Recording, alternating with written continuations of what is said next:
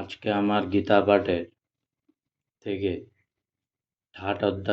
3 নম্বর অধ্যায়ের কর্মযোগের যে শ্লোকটি পড়ব সেটির নাম্বার হলো 25।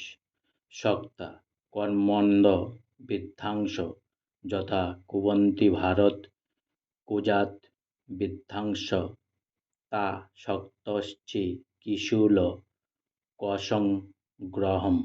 সক্তা মানে আসক্ত হয়ে, কর্মণি মানে শক্তোক্ত কর্মে, অবিদ্ধাংস মানে অজ্ঞান মানুষেরা, যথা মানে যেমন, কুবন্তি মানে করে, ভারত মানে হে ভরতবংশীয়, কুজ্জাত মানে কর্ম করবেন, বিদ্বান মানে জ্ঞানী ব্যক্তি, তথা মানে তেমন, অশক্ত মানে আসক্তিরহিত হয়ে, চি কিশু পরিচালিত করতে ইচ্ছা করে, লোক সংগ্রহম মানে জনসাধারণকে। অনুবাদ: হে ভারত, অজ্ঞানীরা যেমন কর্মফলের প্রতি আসক্ত হয়ে তাদের কর্তব্য কর্ম করে, তেমনি জ্ঞানীরা অনাসক্ত হয়ে মানুষকে সঠিক পথে পরিচালিত করার জন্য কর্ম করবেন। তাৎপর্য: কৃষ্ণ ভাবনাময় ভক্ত এবং কৃষ্ণ ভাবনা বিমুখ অভক্তের মধ্যে পার্থক্য হচ্ছে তাদের মনোবৃত্তির পার্থক্য। কৃষ্ণ ভাবনায় উন্নতি সাধনের পক্ষে যা সহায়ক নয়, কৃষ্ণ ভাবনাময় ভক্ত সে সমস্ত কর্ম করেন না।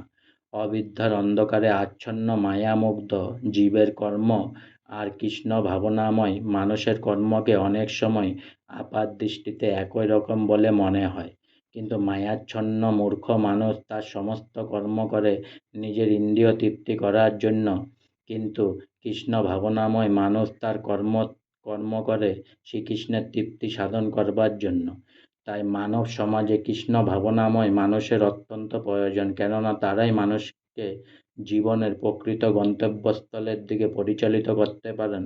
কর্মবন্ধনে আবদ্ধ হয়ে জীব জন্ম মৃত্যু জরা ব্যাধির চক্রে পাক খাচ্ছে, সেই কর্মকে কিভাবে শ্রীকৃষ্ণের শ্রীচরণে অর্পণ করা যায় তা কেবল তারাই শেখাতে পারে। আজকে আমার গীতা পাঠের 8 নম্বর অধ্যায়ের কর্মযোগের 25 নম্বর শ্লোক এখানেই সমাপ্ত হলো। তাই অনেক অনেক সাবস্ক্রাইব করুন, অনেক অনেক লাইক করুন, আর সঙ্গে বলুন হরে কৃষ্ণ কৃষ্ণ কৃষ্ণ হরে হরে, হরে রাম রাম রাম হরে হরে, রাধে রাধে। অনেক অনেক ভালো থাকুন, অনেক অনেক সুস্থ থাকুন, অনেক অনেক আনন্দে থাকুন, আর সবাইকে নিজের সামর্থ্য অনুযায়ী হেল্প করতে থাকুন, আর সবাই সবার জন্য ভালো ভাবুন, ভালো করুন।